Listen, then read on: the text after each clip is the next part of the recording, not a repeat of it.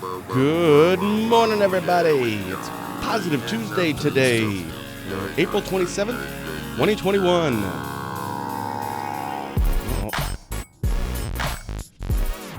having some issues. I'm hearing all sorts of issues this morning, Fitzy. They're all on your end. Yes, they really are, actually. So before I get into my little intro spiel, I've always wanted to do like a sports show, and one of these days, hopefully we will. But I have a trivia question for you. Well, I'm not very good at trivia, but go ahead. Well, it's multiple choice, so you should be able to. Okay, well. You got to keep it simple. So the trivia question is this. 9 players in the history of baseball have 600 or more home runs in their careers. 9 players. Okay. I'm going to give you the names of 3 baseball players. Okay. One of these is not in the top 9. One of these is not, doesn't have 600 or more home runs. 2 of them do. You have to tell me which one and think about it. So the names are in an alphabetical order by last name: Mark McGwire, Sammy Sosa, and Jim Thome. So think about that for a second. For Barron County Sheriff Chris Fitzgerald, I'm Ben Dryden, and you're watching Positive Tuesday with Ben and Fitzy, presented by ICAA. ICAA is your local social service organization that works together with individuals, families, and the community to create and support local solutions for local needs. The goal is to help remove barriers so people can access resources, education, services, and services to increase financial security. For a full list of services, find them on Facebook or check them out on their website at indianheadcaa.org. And a quick programming note. I think this is our 49th show, so we will be doing a show next Tuesday, Positive Tuesday, 50th episode. I don't know, extravaganza or something. Fitzy, good morning. Morning, how are you? Outside of like some technical issues that we're having this morning, everything's going well. So what is your answer to, so I asked you at the very beginning here, there's 9 players in the history of baseball with 600 or more home runs. I gave you 3 names. One of them is not or does not have 600 or more, and it was Mark McGwire, Sammy Sosa, Jim Thome. One of those does not have 600 or more home runs. Who is it? Mark McGwire. I believe you're correct. Dang it. Well, you believe I am, or you know I am? No, I have you are. Idea. Yeah, he is not. He's at 583. I thought you were going to go with Jim Thome, or maybe I don't know. I know. Really? I knew Sosa had like 632 or something, some number like that, and I was just I remember Mark McGwire, I remember Sammy Sosa and their duel. I just don't remember Jim Thome that much, and I just assumed he did, but because he was around for a long time. Yeah, so 22 years. I don't know much about.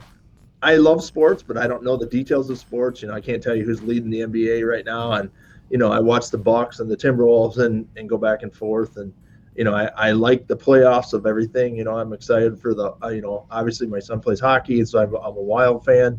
They clinched the playoff spot. So, I like that. I like the playoffs of NBA and NHL, and even the baseball playoffs. I don't watch a lot of baseball, but the NFL draft is this week. And I know. I can't wait. I can't wait either, because there's a lot of teams jockeying for some positions, and that's what makes the Thursday night NFL drafts a little exciting. So, all right. So on that note, real quick, before anything else, I'm going to ask you this. I'm going to use my time. We usually do like what's new. I'm using my time for this. Over or under 4 quarterbacks drafted? No, 4.5. Over or under 4.5 quarterbacks drafted in the first 10 picks? There'll be 4 quarterbacks taken in the first 10 picks. Under. I'm going over. I'm going to say 5. All right. So what's been new with you? It could be. It's been a couple. The trades. I know. So what's been new? It's been a couple weeks. We were off last week, and Mom had her Diane's Kitchen show, which I thought was brilliant last week. What's been new with you in the last couple weeks? I didn't do hardly anything all weekend. The weather's been, hasn't been perfect. So I didn't do anything really exciting. I can't think about the weekend before that. This weekend, there wasn't a lot. It wasn't, from a law enforcement standpoint, there wasn't a lot. The couple things that we've had were during the week. I never got a call all weekend about any crime that was happening, so that's a good thing. That's nice. We did put a post on Facebook about the car that almost went into the river. and hit a guardrail and might have been alcohol related or not. There was no driver on scene, so we don't know that. But but nothing I had to get out of bed and come in for. Last night we were busy. We'll get into that a little bit. I have some interesting things that went along with a meeting I was at last night when we ended up going on a call after that. So it was somewhat interesting, and they kind of all tie together, and we'll get into that later on. But I don't have much new. Yeah, me too. I'm very excited. Well, I mean, I'm excited because that's why I love these shows when we don't really script them. I get to learn the same time everybody else does, so it's just fantastic. That's breaking news. We'll have to get a breaking news little sound. Yeah, and again, I don't have my Stream Deck, and I had a whole bunch of things ready for today. And actually, I do have it, but I forgot the cord this morning to plug it in. So, do you have the siren sound? We could have no, all that stuff. I have to click on. It's just a mess. So you're unprepared for our show. Could you make our 50th show? Could you make our 50th show a little bit better? I won't let you down. Okay. I do have an update. The T-shirts update. Okay. We have the equipment, and my brother's been working on it for our Positive Tuesday with Ben and Fitzy show T-shirts. We still have to kind of nail down what our slogan. I know we've come up with a whole bunch of them. We should probably nail one. Maybe we'll put it up on a poll on our on our group page or something, and ask what people would think. But the T-shirts it's going well, and the problem right now we're running into, Matt's actually putting the logos on some shirts and testing them out. But for some reason, shirts, you just can't really find them in bulk right now. Don't know why. So ironically, we have all this stuff, and yet we just don't really have any shirts. So we need to start buying sales shirts someplace, huh? Yeah, no kidding. Okay, so let's get. I got. Sorry about that. Good morning, Sharon. So as always, we like to kind of go through any press releases or articles that either we have done or you have put out, or kind of anything going on in Barron County. I have a few of them here. One was yesterday, Barron County Highway Department to host groundbreaking ceremony. Anything you want to talk about there? Yeah, we're getting a new highway department at the county. It's needed. I saw some of the comments about, why do we need to build this, and how come it costs this much money, and shouldn't we fix the roads instead? And I think some people had some good points on that. The roads money comes from a different batch of money. You can't use the money we're doing. I'm not saying we probably could, but some of the highways, like someone were talking about Highway 63 or Highway 53 or whatever, a lot of that money comes from the state. The county doesn't. That's a state road, so they fund it. They have a bidding process and a redo process and all that. But we need a new highway shop. It's old. It's it's going to be nice, and it's going to be high tech, and it's going to be what we need for the future of Barron County. And it's not built the last 5 years. It's probably last us 100 years. Then this new highway shop. So nice. It'll last quite a while. This one's lasted. I don't know how old this one is, but it's pretty old. And it is Highway Awareness Week too. It's Highway Construction Week, so be careful for our flaggers out there and everybody working in our highway departments. And so it's orange barrel season, and so we need to make sure that it's really old. Dave Armstrong says it's really old. I agree with Dave. So thanks, Dave, for that tidbit of that fact for us. Press release from Representative Armstrong. It's really old. And we need a new one. There you go. I love it. That's all the facts that we bring you in this show. Dave fits right in with us. He's right in. Romaine went. Dave came in, and we're just haven't even lost a step. That's great. Awesome. Yeah. So, but we do want to make sure that people watch out. No phones in work zones, all that kind of stuff. We work really close with our highway department on making sure our guys go home safe on that. So, the next thing I have up here is I put up yesterday, even though it's not doesn't really, I don't think necessarily relate to you, but I thought it was the coolest name ever, so I wanted to bring it up. The Fast and Furriest car show is going to be held on May 16th for the Humane Society of Barron County. That is the funniest name and the most clever name. That is pretty good. Yeah. Yep. And I'm assuming they're going to have donuts. Yeah, so I'm assuming they're going to have donuts, and if they do, are you going to go? I'm always in for donuts. I'll let them Wherever know. Anybody has donuts, I'm in. Yeah. So. And actually, I should have brought that up in our programming notes. So we usually take the third Tuesday off every month. This coming up month in May, we're actually going to be taking the second Tuesday off because on that Tuesday, Mom for her Diane's Kitchen show will actually have someone that is a part of the Fast and Furious car show. Sheila and she's also the ADA in Washburn County. So that's going to be a great show. But we will be off on that date. I think it's the 11th. 13th. So obviously, or no, I'm sorry, the 11th. I was looking at April. I believe so. Yeah, you're right. I know. But thank you for recognizing it. And here's another one, Rice Lake, and this I think what you were talking about. But no, this was from the Rice Lake PD. I just didn't know if you wanted to add anything to this. The headline was Rice Lake Police closed trail after suspicious package discovered. I believe it turned out to be kind of a nothing thing. Right, it did. But is that something that you're kind of... Do you get calls like this? Are you going out? Are you seeing something like this more often? I know we had a story a little over a month ago, I think, that was a situation in Washburn County that we did a story on.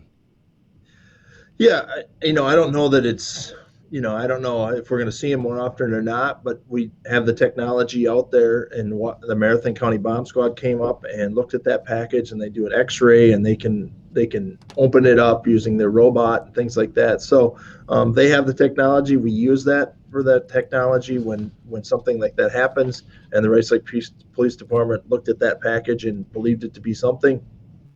I agree with what they did, how it looked. I mean, it was very suspicious. It was very suspicious where it was found, and so you have to take those chances. And that's a big, it's a big strain on your resources, because one, we have to watch that, keep that area, people away from that area, while the Marathon Bomb Squad gets together and then drives all the way here from Wausau and then does their thing. So it's a big strain on resources, but it's what we need to do to make some things happen. And so it turned out to be nothing, and they usually do, but it's that one time you don't call the bomb squad that it turns out to be something and somebody gets hurt. So and we're not in the field of getting people hurt, and either that and I really want a shirt. Yeah. It's Kirk Anderson. Kirk is the mayor over in St. Griffith Falls. Right? Yeah, I like Kirk. Great guy. Yeah. EMT, I believe, as well. No. He's a firefighter. Fire. That's what firefighter. Yeah. He's rappelling this weekend. I follow him on Facebook. You know about all these people, and we've never even probably met. We know everything about each other. So he does a great job. Yeah. And all of our volunteer firefighters are. I mean, we had an incident, and I will get into that, and it kind of goes where the flow where our firemen helped with a suicide the other night, and it involved a 20-year-old kid, and that's tough, and we want people to reach out, and I'll get into that a little bit more as we get into some things, but it's just bad. So but our volunteer firemen are great. I mean, they're just fabulous. All right, well, we got to hurry up and get to this last one, because okay. You're really like previewing this. You're setting it up, so now I want to know what's going on. So and the last never mind. I gotta go. The last one was Chase leads to arrest of Barron woman for felony fleeing, fourth offense OWI. I think maybe that was the one that you were referencing at the very beginning. It sounds like it might be an ongoing investigation, so you probably can't say much. But what was that situation? We've had a couple chases in this week. One that ended up all the way up into Washburn County. That started here in Barron County, and then one that same night later on.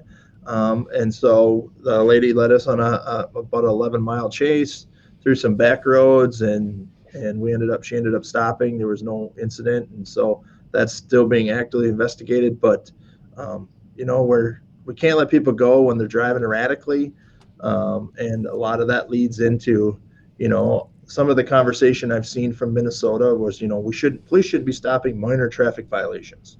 Well, if we don't stop minor traffic violations, some people that are high or drunk may lead us, going down the road and crash into something else. And this lady was passing in a no passing zone right in front of one of our officers, or allegedly, I have to say, because it's still going on. Yeah, right. But so it leads to other things, and that's where we take it, and that's what's important in law enforcement, is making sure our community is safe, and that's what we do. All right, so let's get to some of your stuff, but first you are watching Positive Tuesday with Ben and Fitzy, presented by ICAA. ICAA is your local social service organization that works together with individuals, families, and the community to create and support local solutions for local needs. For a full list of services, find them on Facebook or check them out on their website at indianheadcaa.org. So you've been teasing us several already throughout this early part of the show. So tell us, what was this thing that happened last night? You said there was two things, a meeting and then some situation after that. Yeah, where our citizen action team met last night, and we had a very good discussion on different topics and how they perceive law enforcement. And obviously, that's the big topic in the world right now is how is law enforcement perceived by the general public? And you get different sides of this, and you get some people that are loud and some people that are quiet, and you get all these different versions of people. And I think sometimes it can suck you one way or it can suck you another way. We've talked, over the last year and a half about a lot of this stuff, and just because someone's loud doesn't mean it's the right way, and just because someone's quiet doesn't mean they don't support you. And so we had some conversation on that, but it ended up going into use of force and how use of force is perceived by law enforcement, and how, and these are 11 just regular people, excuse me, that advise me. They're just an advisory committee, and we really got into, how do they perceive law enforcement? And they're like, well, when you pull a car over, do you pull your gun out? And I said, no. And actually, we have a patrol deputy that's on this team that kind of, when it comes to a patrol function, he talks about, and he couldn't even remember the last time when he was on a traffic stop where he pulled his gun out. And they're like, really? We thought you pulled your gun out a lot more. And I think the perception out there is, at least for Barron County law enforcement, and I'm not talking about Minneapolis, I'm not talking about this, but for Barron County law enforcement, we don't really pull our guns out of our holster a lot. And I think that was kind of unique to see that they really kind of thought we did pull our guns out a lot more, or we pull our tasers out a lot more. So I think that's important thing is how use of force is used in Barron County law enforcement. And again, I can't talk about anything else, except the four walls of this county and how law enforcement is run. But sure, I can, kind of reference Polk and Washburn because we're similar. I don't think they pull their guns out a lot either during traffic stops. And we pull you over for speeding, or we pull you over for passing in a no passing zone. We don't pull our guns out as we're walking up to your car. And I think the perception is that they do a lot. Even if you start yelling at us, we don't pull our guns out and, tell you to back away. Well, last night we talked about, we had probably a 30-minute conversation about how we don't pull our guns out of our holster a lot. Last night we weren't. I was, after this meeting, I went on a call, then I ended up on another call. And during one of the calls, there was a suicidal subject, or an alleged suicidal subject walking down the road. And our two of our deputies went. Two of our deputies were on a rollover accident, and so we had four deputies on. Two of them went to this, and in the middle, I was at the accident scene because I was closer to that one, and they got there and said, now he's got a knife in his hand. So now we have this suicidal subject in the middle of a road with a knife in his hand, and he won't put the knife down. Okay, hold on, stop right there. Yep. Because I'm literally just trying to figure. I mean, obviously I'm not a cop. Like, I don't know what I would do. Obviously, you've been trained, and you're going to tell us the ending of this. But boy, if there's a suicidal person, and this person allegedly, screw it, I'm not going to say allegedly. That's for you, not for me. Right. Was there another person next to this person, or is it just individual by himself? Individual by himself. So has a knife, and somehow you guys know that he's suicidal. It must have been a call or something, however that worked. Right. And has a knife. Well, I literally don't know how that stuff ends. Like, how do you? Obviously, I'm assuming you want to de-escalate the situation, try to have that. But yeah, actually, I don't know what I'm trying to think, like, how, if I just saw someone doing that, like, what would I do? Obviously, I'd just get my car and, like, drive away because I don't know what to do. Okay, yeah, I was trying to figure out if I could predict the outcome here, but I don't know how this ends. Well, and it can go 100 different ways, and that's why law enforcement is a tough situation, because it could go 100 different ways. And so we haven't talked to this person. Actually, the phone call there was a person walking down the road that may or may not have done something to himself or herself, whatever it was. And so now we have this subject. He's got a knife in his hand. It's not a butcher knife. He's not holding it to his throat like on TV. I don't want to make it sound like our guys and ladies. We had a female deputy and a male deputy there, but they talked him out of this knife. And for 17 minutes, they had a conversation with this guy. They had less lethal options out. They had lethal options out. They didn't know what this guy's state was of his mind, but he was having a conversation with him. So we just had that conversation with him. We didn't pull out a gun and shoot him. We didn't shoot him with the taser. We didn't beanbag him. And in fact, we got a new tool, a new less lethal tool here that we're we're going to preview live. This is like a live, like the Oscars preview. What? You're going to say, This is we have this fantastic. new tool that shoots like a rope out. It's like a rope gun. It's like a lasso gun. I don't know what I want to call it. It's called a bolo wrap is what it's called. And I'm going to show it to you right now. It's just this little orange thing, and this little cartridge goes on the end, and it goes right in here, and then it shoots out a rope. And so we purchased one of these for incidents just like last night. Now, we're not trained in it. It just came on Friday. We just got it last week. So we're not trained in it. We only have one right now. Demo on Ben. I agree. Kirk's in. Wait, Demo on Ben. is it going to hurt? No, it doesn't. Well, I shouldn't say that. It's got two little fish. Well, we're going to find out. But a taser has two fish hooks. You know, a taser, when we shoot it out, has two little hooks that obviously go into your skin and make a mark, kind of like a needle, you know, and it's similar to that. Now, a lot of the times these hooks just hook to each other, and then this rope tightens, and it's made of a very high strength rope. And you can shoot it around their arms or around their legs. It's mostly made to shoot around their legs, but that would have been a perfect situation for this tool. And we would have had time to get that tool there. You know, we were just giving the guy space. They were talking to him. He ultimately ended up dropping the knife 16 minutes in. He got the medical attention he needed. He got the help he needed, and we're moving on in life. And I just think it's really cool what our officers did. I'm very proud and excited, and you know, they're going to get a letter of commendation for. And like I said, I don't want to make it sound like this guy had a knife to his neck and they talked him down, but he had a knife in his hand, and we needed to get him the help, and we just took our time. They talked to him. They did their job. They had the tools available to him. But if he comes running at him, you know, we have to escalate the situation. And they could have backed up, and that's what we had a plan, and we were working on it. And I was coming there, and it's a long ways to travel. I was way over by New Albert, and I needed to go way over by Cumberland, outside of Cumberland. That's a long ways to go, even at 100 miles an hour with your lights and siren on. It takes a long time when somebody needs more help. So it's interesting. This tool is $1,500. I'm looking at it right now. I just actually just looked up on my right that thing. Yeah, it's a bolo wrap is what it's called.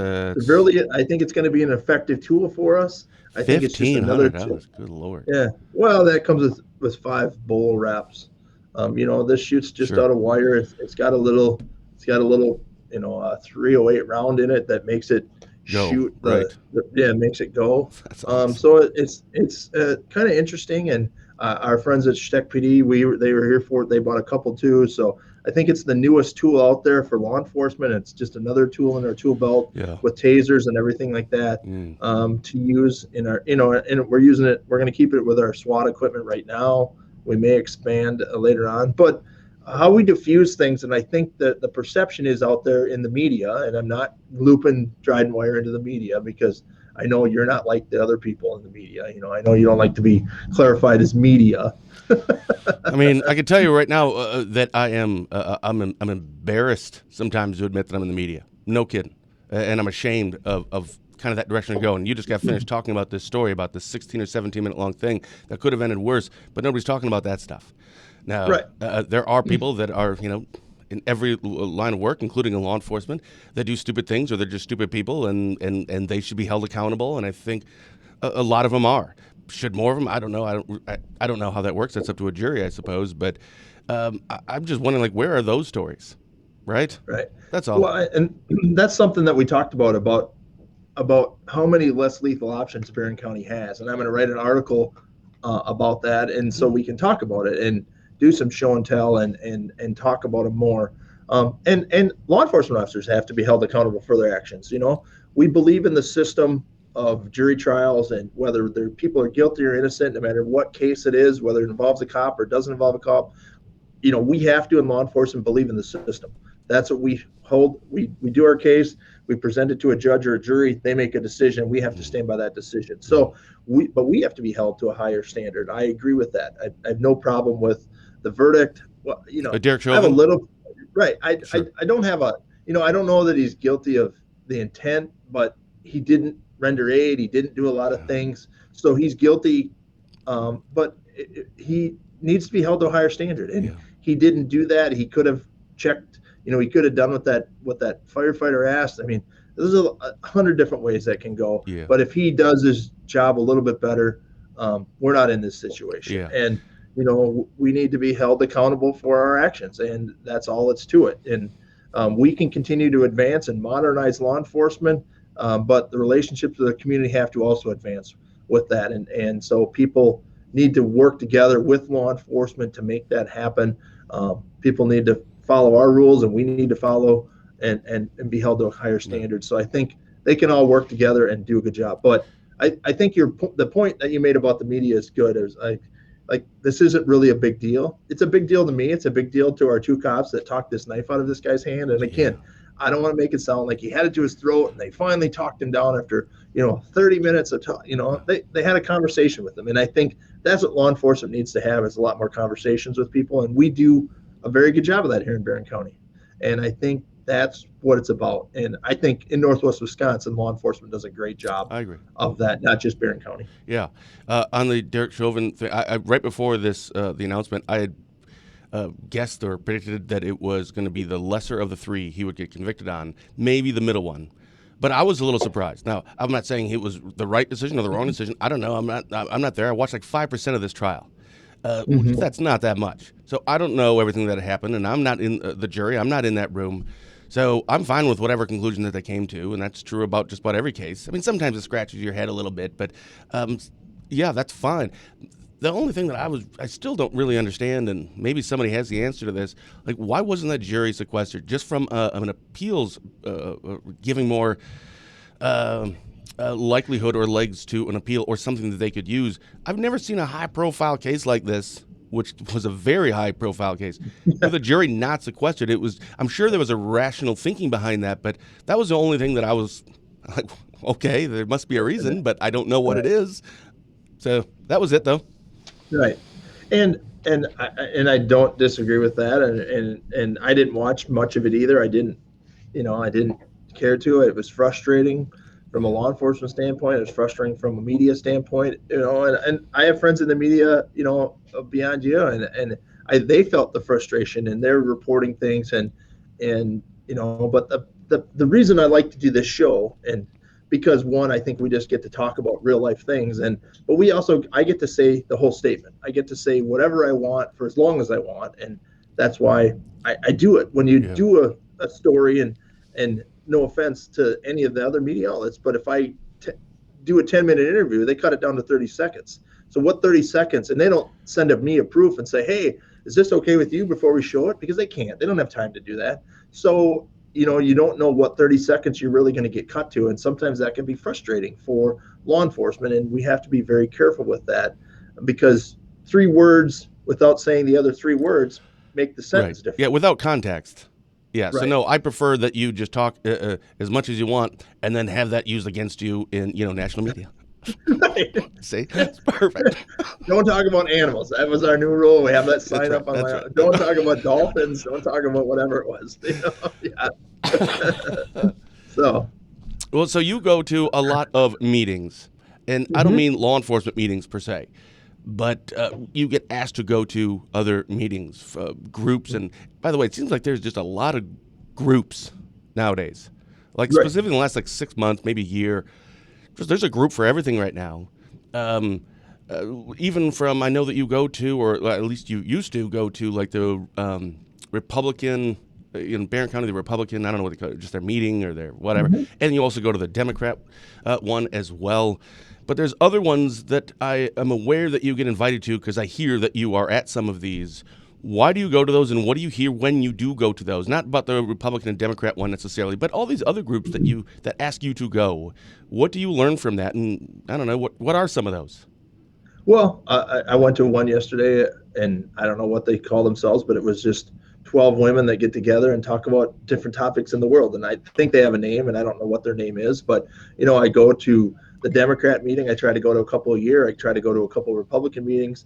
There's a group called the Patriot meeting, and they're big into the Constitution. I've gone to one of their meetings. I follow them, and excuse me, they believe that the Constitution is this ultimate authority, and it is. I'm not saying it's not. It is. The Constitution is this document that's been there forever that protects our rights, Mm-hmm. gun rights, freedom of religion, freedom of speech, all that kind of stuff. And there's different takes on that. So why do I go to all of them? Because I'm the sheriff of the people, and the people ask me to do something. I should go. I think I should go. No, I shouldn't go every week. I don't go every week. Some of these meetings you can get pretty good beat up in. Some of them you can come out, smelling like roses. But I also learn from what people are thinking out there, and that's why I created my own committee of 11 citizens to have my own meeting and tell me about what's going on in the world in their mind. And that's when I learned about, some people really think that we pull our guns out in every traffic stop, and it's just not true. And I think that's what's important out there, and you can pick up a little bit. So why do I go? I go because I represent the citizens of Barron County, and if a citizen really wants me to go to a meeting and I think it would be beneficial to our department or for the support of law enforcement or for our law enforcement to adapt better in the community, then I'll go. And that's why I choose to go. Are there some, though, that you go to that you're like, maybe of this group or organization or whatever it is that you're like, yeah, this bunch of crazies, but I'm going to go anyway because I want to see just, how crazy they really are? Or you never really research, oh, come on. No, No, everyone's well, great. I'm not saying there's not ideas that you come out of them going, oh man, I don't know about that. But what, no, but you also, they're voters, they're citizens, and there's a group of people that believe this way. So you have to be aware of their thinking, what they're going to do in the community, how they're going to react to certain things. So I think I go to a lot of things, and that's why I'm involved in a lot of nonprofits. How do I get involved in, why am I Rotary, Rice Lake Rotary is doing a visioning session right now. And I spent 2 hours yesterday at this visioning session for Rice Lake Rotary. Why did I do that as sheriff? Because it might make our community better. It might make the Rice Lake community. Now I'm part of the Rice Lake community because that's where I live. That's where my kids go to school. That's where I've been part of my whole life. My parents have been a part of it, and I want to do the best for Rice Lake. But they're also, 8,000 people strong, and probably half of the Barron County population lives within 10 miles of Rice Lake.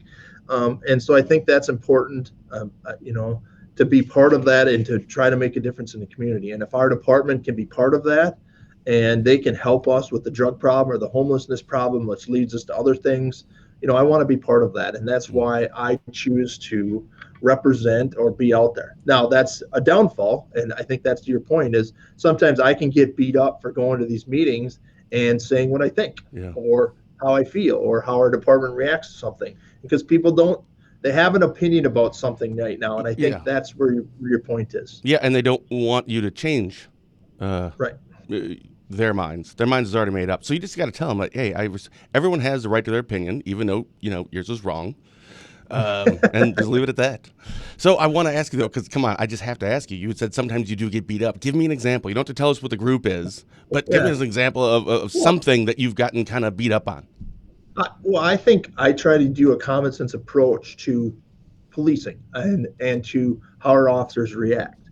But there's certain people that believe the law says this, and there's certain people that the law says this. So this group up here says that law enforcement should do this. Mask is a perfect example of that. There's very strong opinions about not masking. There's very strong opinions about masking, and so we took what I felt was the right approach to masks during 60 days. And then after the 60 days, we changed our opinion on masks because the governor's mandate. And obviously he lost that in the Supreme Court and blah, blah, blah. And so history has been written, but we took that approach. But there is a very strong opinion on that and a very strong opinion on the other side of that. And so which part does the sheriff's department follow? The loud part, the soft part, the people that knock on my door and send me the most letters? Is that who I should believe? And I try to tell them I want to take a common sense approach and do what's right for the community. Well, some people can't accept that, and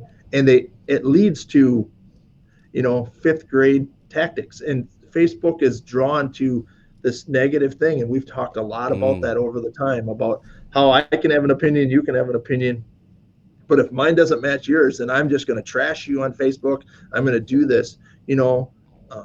My son got the vaccination, and he was part of a public campaign for athletes to get that. He didn't want to be quarantined. he wanted to play hockey, he wanted to play sports, and he went and got that. Well, people had a absolute fit that my 16-year-old son got a vaccination. What? It's his choice.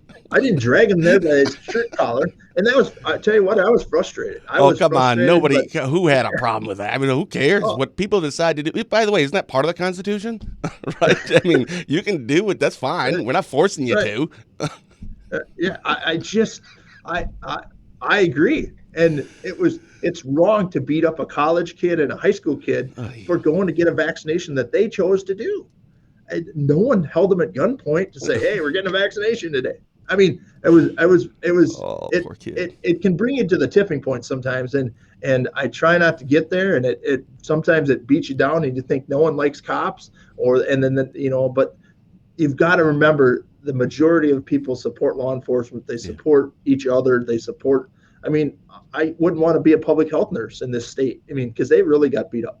I mean, sometimes they get beat up more than cops do, and because they're trying to do this or trying to make people safe, and people are saying COVID doesn't exist, and people are saying COVID is this. I mean, it's really tough. Politicians get into that, and sheriff is a political campaign, and sometimes I wish it wasn't, and sometimes I'm glad it is, and so it goes back and forth, and I think it's important. And so, well, it was only a few episodes, or maybe it was a while ago, I don't know, a couple, 3 months ago, we were doing a show, and I said something about masks. And that's actually the same thing that's still true today. I still put a mask on. Even back then was a mandate. Like, I know it's not a law, and I can pretty much do what I want. I mean, what are you going to do? But I don't know. Again, Mike Schaefer, the Spooner Health CEO, says, not a bad idea to wear it. Does it really help? Does it hurt? But for me, again, just my personal choice, it requires like zero effort. I just have a mask on in my Jeep, and it's got a DrydenWire logo on it. So it's basically, I love it. Right, exactly. So I love the mandate. And I just wear it, and even now I go into a store, I put it on. I don't care if other people are or if they aren't. That's their choice. But I think that's really what it comes down to. So I hear a lot of these things lately about this constitutionalist and but if they want to, that's fine. And I get they're regarding it more in terms of the political spectrum and what Governor Evers did. But I don't know. I guess I just don't have that kind of time, or I don't have that much, anger in my heart or care that much. Maybe it isn't anger, but jeepers, just put a freaking mask on if you want to, and if you don't right now, that's certainly your choice. But don't come down heavy on someone else, right? I agree. And they make a sheriff handbook. I got a copy of it, so everybody knows. I'm reading it. I'm looking at it. But you've never read your own handbook? No, it's the new constitutional sheriff handbook. It's not new. I shouldn't say it's new, but I've never read it. And some people are upset that I never read it. I'm like, I've never had to read it, but I understand why they're frustrated. But I also realize that what we've done the last 50 years in Barron County law enforcement has worked for a majority of the people. And now there's a topic out there that's not pleasant, and there's some, so we can get into that forever. So I want to answer Ben's question. Yeah, I want to get to that, and Ben, we won't ignore you. It's just we were kind of on this topic, so we'll use this as a wrap-up question. I don't think I can put it on the screen. It's just too long. It'll cover the whole thing. So, I'll try it anyway. No, that should work. I'm not going to read that. How much revenue does my jurisdiction make on each year on citations, whether it be possession, sales, driving? Well, Ben and I had a talk off record, because I said I'd talk to him, and we went back and forth. Oh, right. So Ben asked a couple questions a couple of shows ago, and I'm very reactive and listening to people. I don't always agree with Ben's whole theory, but Ben's got some points, and I think he'd say I have some points. He probably will deny that, I have some points, but we don't make much money from citations, no matter what citation it is. You make very few dollars from citation. The state of Wisconsin gets a majority of a citation.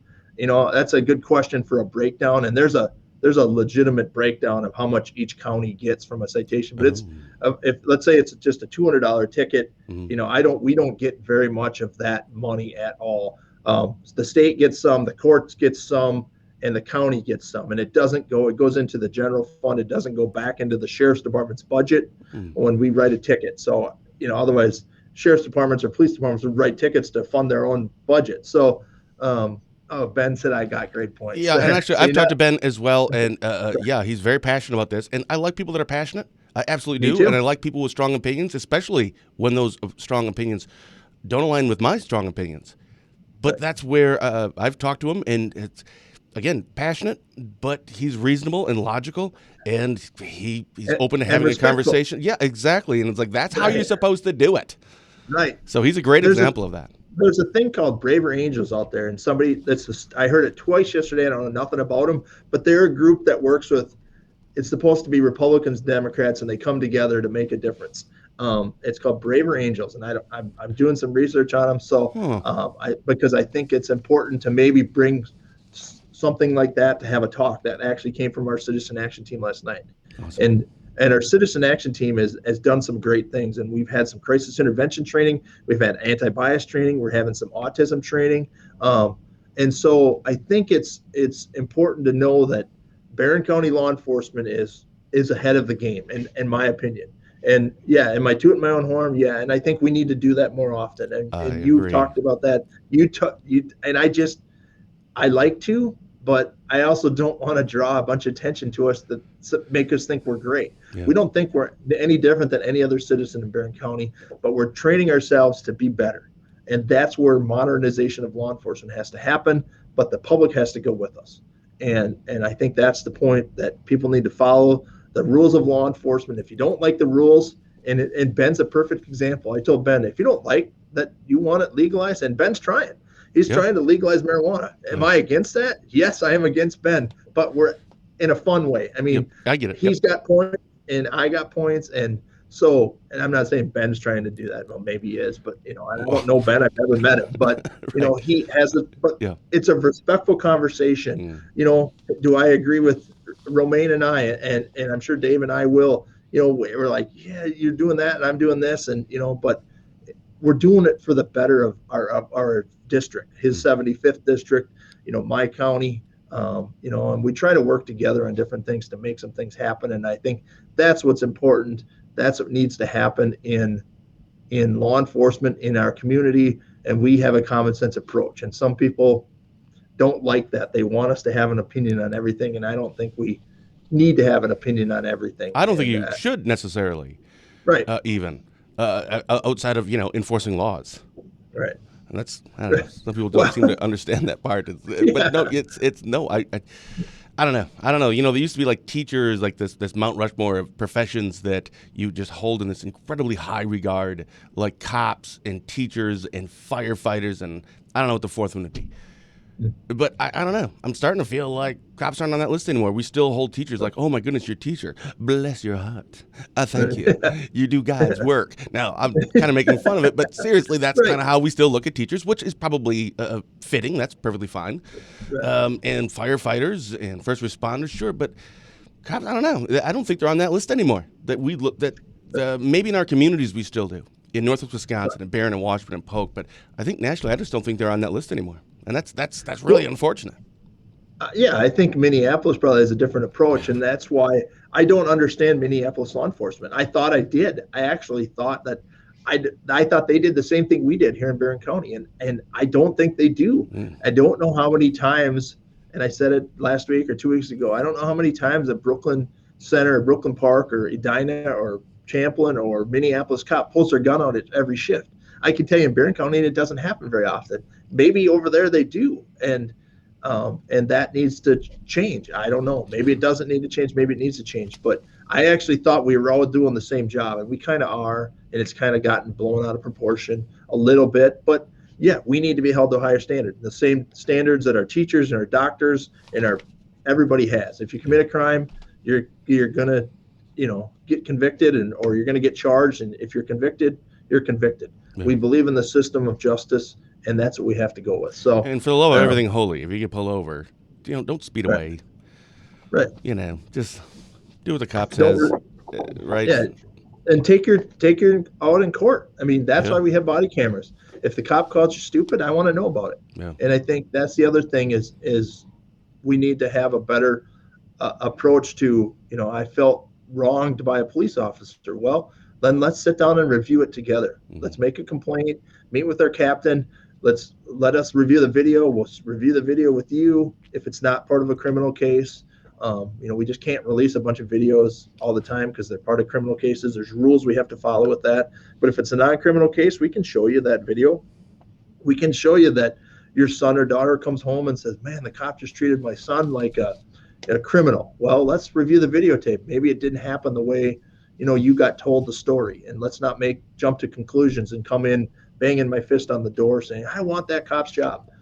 Let's just review it. We have the technology now to take some of that unknown out of the situation and make it known. And I think we all just need to do that.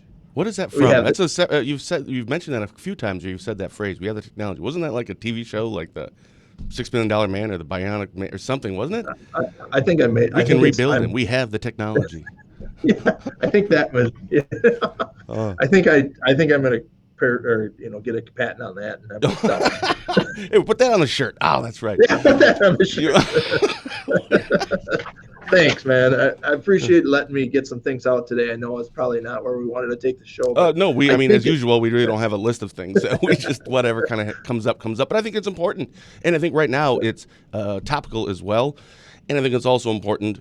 What I would be more concerned with if you called or messaged me and said, listen, the Chauvin trial just happened, and, I'm kind of getting beat up in this one group, and people are upset about this, and, cops right now and the media, let's, maybe we should just not do a show this Tuesday.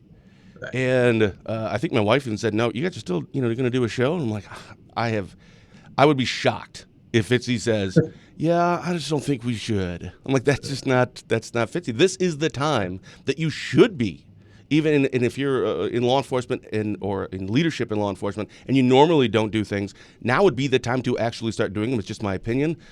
This is when our local law enforcement leaders and our leadership needs to be seen and heard right now. If you come on and you talk about that Barron County and Washburn and Polk and Northwest Wisconsin communities and how law enforcement works here juxtaposed to the Minneapolis or New York or Miami and Houston law enforcement or the national narrative about law enforcement. But, it's great that you're doing that, but that's what everyone, chiefs of police and other sheriffs start putting things out, start doing things. I'm not necessarily saying coming on the show, but to do something. Because right now I think they need to be seen and they need to be heard. Right. And there's negatives and positives to that, and I'm willing to accept both of those. And I do really appreciate some of the conversations I had yesterday, even though I didn't agree with everything in part of our conversations in the different groups I was in all day. I had meetings from 7 a.m. till 8:30 at night yesterday. I had 6 different meetings throughout the day, and some of them went 2 hours in length. And a lot of things were discussed, and I was very excited for this Positive Tuesday because I think some positives came back out for law enforcement. And I go tell our guys and gals that every day that a lot of our community still loves us, and they see it, they feel it. Just because the media might print something on the news or on Facebook, or someone writes something bad on Facebook, doesn't mean the majority of people believe that. And so there's still choices out there. There's still keep doing your job. Yeah. And we do a great job in law enforcement. And actually, I just want to piggyback on that a lot of these things that you are seeing about cops, I'm not even saying that those things aren't true or didn't happen or there's a spin. Maybe all these cops are guilty of something for everything that we're seeing. I'm not denying that. But just where are the 99.8% of all the other stories? Where are those? That's all. Right. It's like, why are we just focusing on just that one aspect of law enforcement? Because that's changing the narrative and the hearts and the feelings of a lot of people. People are scared to turn the TVs off right now because I don't want to miss the next thing. So, oh, my goodness. I agree. Thank you, Fitzy. Anything else you want to I have one more trivia question here for you. Well, it's not even, it's not a multiple choice, but sticking with our baseball theme. So we'll have the same 9. So there's 9 players in Major League Baseball history that have over 600 home runs. You already answered that first one right, but there are 3 that have over 700 home runs. I'm not going to give you multiple choice in this one because it should be pretty easy. Who are the 3 baseball players that have over 700 home runs in their career? I have no idea. What? I don't know. Okay, name like the most famous baseball player in the history of baseball. Kirby Puckett. No. That's all I can come up with. Only because I had a poster of him on my wall when I was a kid. I don't know. All right, fine. Well, then I'll give you 3 names, and one of them will be wrong. Tell me which one's wrong. Babe Ruth. I was going to say him too.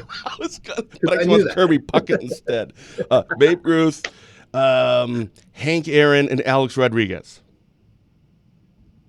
One of those does not have over 700 home runs. Hank Alex Aaron, Rodriguez. yeah, you're right. But he had 696. I really thought you would just get that. I mean, it's Hank Aaron and Babe Ruth for sure, and then, of course, Barry Bonds. Yeah. All right, cool, man. That was a terrible way to end the show, but I love it. I was right again. That's positive, man. Well, for Barron County Sheriff Chris Fitzgerald, I'm Ben Dryden, and you've been watching Positive Tuesday with Ben and Fitzy, presented by ICAA. ICAA is your local social service organization that works together with individuals, families, and the community to create and support local solutions for local needs. For a full list of services, find them on Facebook or check them out on their website at indianheadcaa.org. Fitch and I will see you back here next week for our 50th episode extravaganza, special something. So until then, stay safe, stay positive, and as always, have a blessed day.